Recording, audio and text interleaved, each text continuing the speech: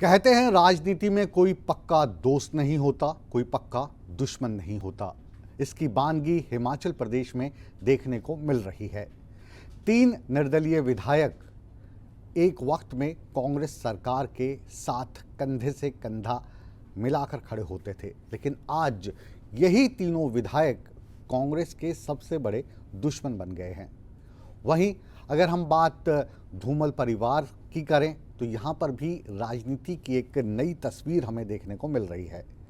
धूमल परिवार से अलग होने के बाद उनसे 36 का आंकड़ा रखने वाले एक शख्स हैं राजेंद्र राणा। राजेंद्र राणा ने धूमल को जब वो मुख्यमंत्री थे विधानसभा के चुनाव में हराया था और अपनी एक नई जगह बनाई थी राजनीति में, कांग्रेस ज्वाइन कर ली थी।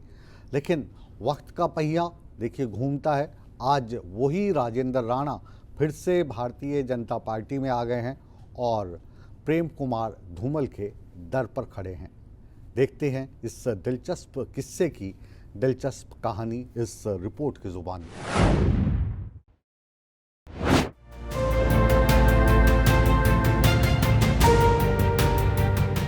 राजनीति में सब कुछ संभव है। दुश्मन दोस्त बन सकते हैं और दोस्ती दुश्मनी में बदल सकती है।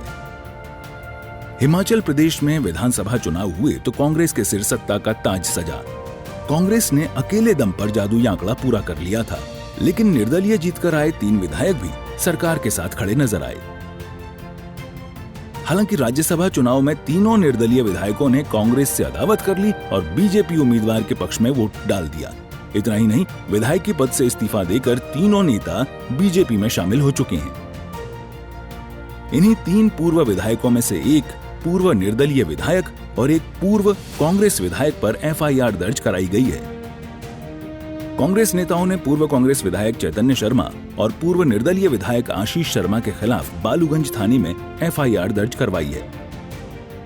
इन पर राज्यसभा चुनाव में खरीद फरोख्त और विधानसभा सत्र के दौरान सरकार को अस्थिर करने का आरोप लगाया गया है। मैंने पहले भी बयान दे चुका हूं कि इस तरह जो इन्होंने झूठी ये कंप्लेंट की है, माननीय हाई कोर्ट में जाऊंगा और उनके ऊपर डेफर्मेशन का केस भी करूंगा और जो भी अधिकारी इस तरह से जो बिना मतलब से प्रताड़ित कर रहे हैं उनके खिलाफ भी जो है वो कोर्ट में जाऊंगा और कोर्ट में खड़ा करूंगा इनको। देखिए, प्रदेश में वैसे ही सारी जो व्यवस्था है चरमरा गई है। जो ये व्यवस्था परिवर्तन का नारा है, ये व्यवस्था बुरी तरह से चरमरा गई है और यहाँ पे हालात ख़राब हैं। परिवारों को प्रताड़ित किया जा रहा है और झूठे मुकदमे दायर किए जा रहे हैं, क्योंकि मुख्यमंत्री जी के पास और सरकार के पास कुछ भी बोलने के लिए रहा नहीं है।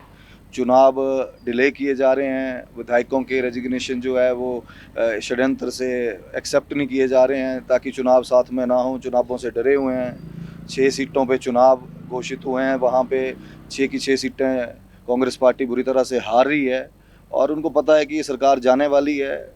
जैसे ही माननीय मोदी जी के नेतृत्व में देश में सरकार भाजपा की बनेगी, साथ में ही यहाँ पे भी सरकार भाजपा की बनेगी। अब जरा दुश्मनी से दोस्ती होने की बानगी सुन लीजिए। हाल ही में बीजेपी में शामिल हुए पूर्व कांग्रेस विधायक राजेंद्र राणा ने पूर्व मुख्यमंत्री प्रेम कुमार धूमल से शिष्टाचार मुलाकात की।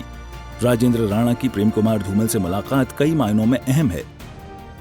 अब जरा आपको धूमल परिवार और राजेंद्र राणा के रिश्तों के बारे में बताते हैं। राजेंद्र राणा कभी धूमल परिवार के बेहद करीबी हुआ करते थे। राजेंद्र राणा अनुराग ठाकुर के मीडिया का कामकाज देखते थे, लेकिन अनबन होने के बाद राजेंद्र राणा धूमल परिवार से दूर चले गए। राजेंद्र राणा कांग्रेस में शामिल हो गए और वीरभद्र सिंह के करीबी बन गए। साल 2017 में राजेंद्र राणा सुजानपुर से धूमल के खिलाफ मैदान में उतरे और उन्हें हरा भी दिया।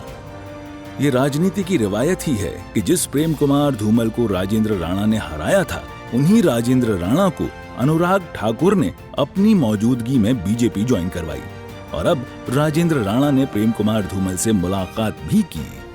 शिमला से अरुण उनियाल, सूर्या समाचार।